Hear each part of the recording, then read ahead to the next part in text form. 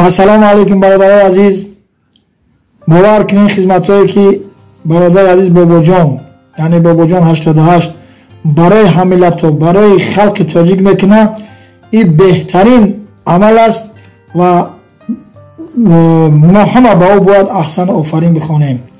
هزاران رحمت به خودش، به پدر و مادرش، به آن استادانی که او را تربیت کردن در همین راهی عملهای نیک هدایت شده است. یک شعره که برای یکی بابا جان که هم تو بداهتا ایجاد شد میخوام که برای مخلصا پیشکش کنیم.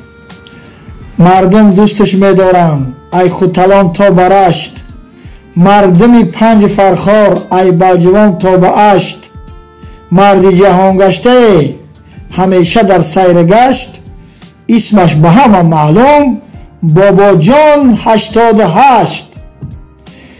بابا جان 88 دلش زکین آزاد ای، بابا جان 88 حاجی خدا داد ای، نرود با راه کج مردم را میبرد حج، بابا جان 88 سخی و دلکشاد ای، حلیم و مهربان ای بابا جان 88، هم قاری قرآن ای بابا جان 88، عقل پیر دل جوان ای بابا جان 88، جوره شاه زمان ای بابا جان 88. زنده باشی برادر عزیز، حاجی قاری بزرگ، همیشه دستگیری حمیلتان باشی.